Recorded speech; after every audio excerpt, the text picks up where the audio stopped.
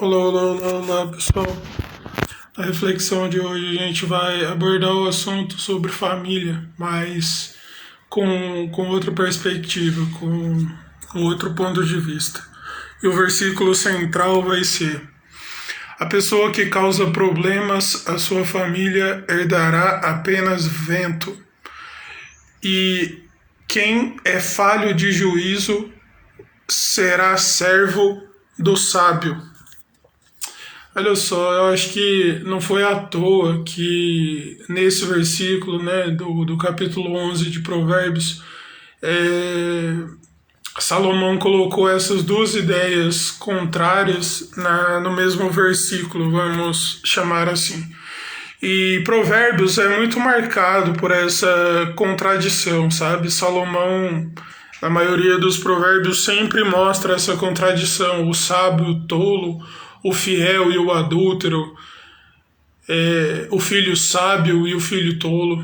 Isso é muito interessante porque isso já traz, né, o conceito, a concepção, a interpretação que, que uma ideia que contradiz a outra já fica mais fácil a compreensão, né? Não é à toa que Salomão é considerado de grande sabedoria, né? Um rei de grande sabedoria. E um exemplo bem prático da Bíblia que a gente pode usar nessa situação, na compreensão desse versículo, é justamente a situação de José. Mas a gente não vai focar na história inteira, porque senão podemos perder a riqueza dos versículos, né, específicos para hoje. E a gente vai focar na parte, né, no contexto quando José saiu para procurar os irmãos, não os encontrando, já estava retornando para a casa dele. E aí um homem fala para ele no caminho: seus irmãos estão lá em tal lugar. E aí ele retorna, e eis que aí tudo acontece com ele. Ele é pego, jogado num buraco no chão. Depois os irmãos ficam debatendo se vão matar ou como que vão dar fim nele, afastar ele e tudo mais. E eis que ele é vendido como escravo, né? E aí já começa uma divisão, né? Porque os irmãos tinham ciúme de José, porque José era o filho da velhice de Jacó. Isso causava essa inveja, esse ciúme, porque Jacó amava muito a José, né? E, e isso causou muita ruptura, muita distinção, muita divisão.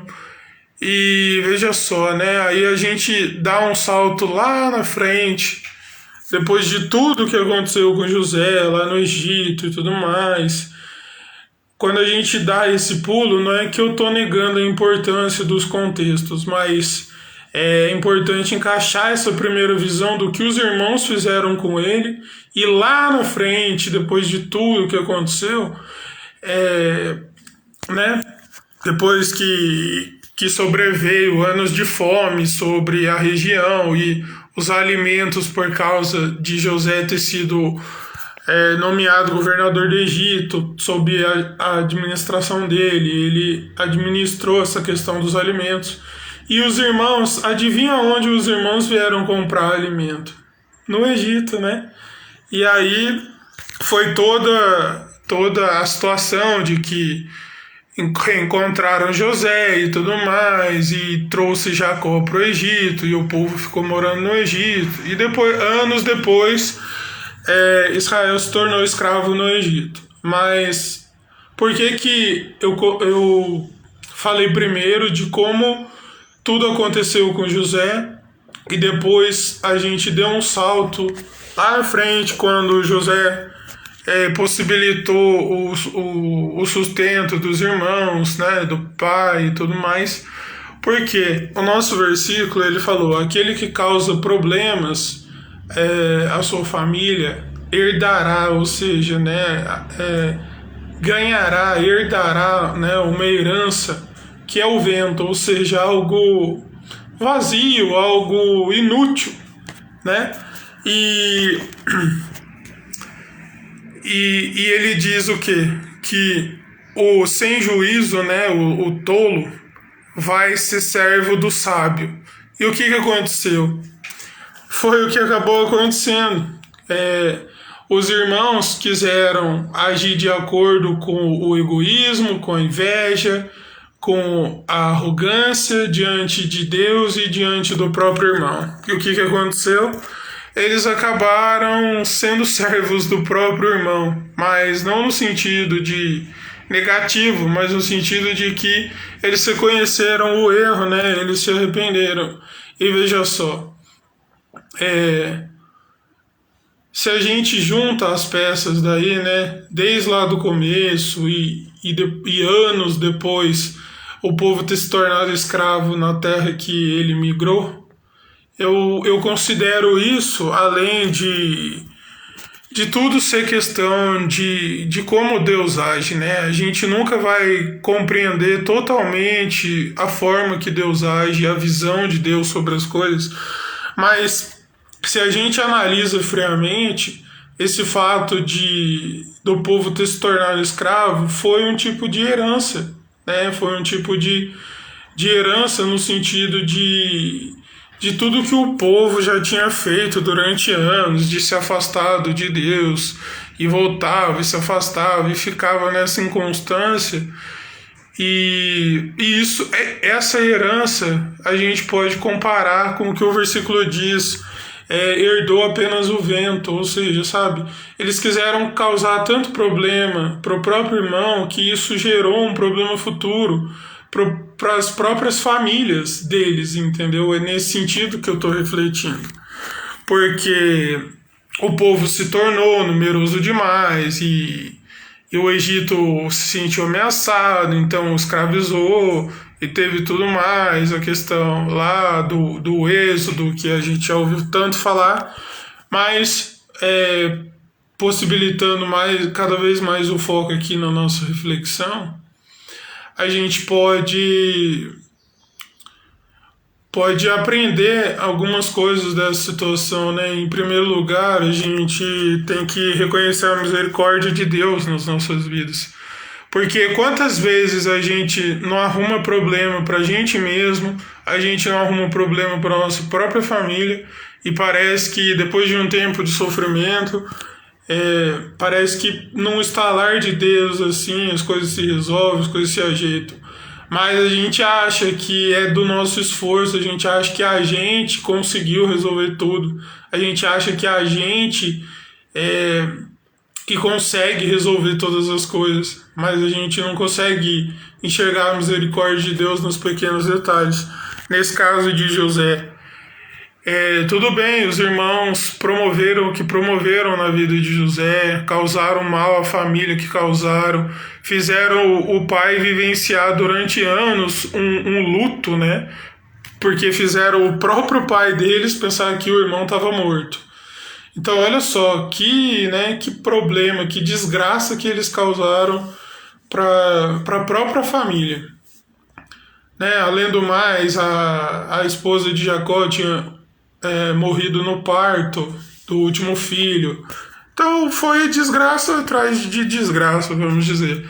Mas aonde que está a graça e a misericórdia nisso tudo? Foi que, mesmo com a maldade dos irmãos, mesmo com os problemas que eles causaram, Deus guardou José, Deus não permitiu que José morresse. Mas era só um plano específico para José? Não. É um plano para o povo de Deus, né? Para o povo de Israel. Essa é a visão como um todo. E quando a gente analisa a Bíblia, estuda a Bíblia, a gente vê que isso é o plano da salvação de Deus. Entendeu? Primeiro começou nos judeus, primeiro começou no povo de Israel, né? Nos judeus. Só que Deus estendeu isso a você e a mim, que, assim, é muito difícil. Eu não sei se você conhece todo o seu passado. Eu certamente não tenho passado judeu, eu não tenho histórico de cultura judaica. E mesmo assim, a salvação nos alcança. Mas, infelizmente, a gente tem sido tolo, a gente tem sido falho em juízo. E isso a gente pode ver na nossa própria realidade. Muitas vezes a gente se sente oprimido num trabalho, a gente se sente oprimido na nossa própria casa. Por quê? Porque nos falta a sabedoria. Mas onde a sabedoria de Deus foi revelada? Na pessoa de Cristo. Mas a gente cada vez mais tá cada vez mais focado na gente mesmo, na nossa própria vontade, e a gente não tá vendo que esse tipo de coisa tá promovendo problema atrás de problema para nossa própria família, por exemplo, sabe? Maridos tolos, esposas tolas, filhos tolos, e isso tem promovido cada vez mais divisões atrás de divisões, rupturas atrás de rupturas. E o essencial nisso tudo é a misericórdia de Deus, a graça de Deus, que não habita mais nossas vidas, mas pelas nossas próprias escolhas, sabe? E isso fará cada vez mais que um exemplo bastante nítido é na política das nações. Muitas vezes o povo não quer saber de Deus, não está nem aí para Deus, pensa nos próprios interesses, quer viver da forma que quer, né? É igual uma frase que eu li outro dia. As pessoas ficam se esforçando para promover discursos que qualquer coisa é ofensivo, mas não se preocupa em como a cultura está ofendendo a Deus. E a direção de uma nação, por exemplo, revela isso, revela a escolha da forma que o povo abraçou viver. Israel, num determinado período, tinha o próprio Deus como rei, mas eles queriam ser igual aos outros povos afastados de Deus, que não queriam saber do Senhor. E eles quiseram rei, mas mesmo que existiram reis que buscavam ao Senhor, que serviam ao Senhor, muitos e muitos reis não quiseram saber de Deus, viveram da forma do que chamaram de liberdade. E esse é o grande problema. Quando a gente age como tolo, a gente não pode exigir sabedoria.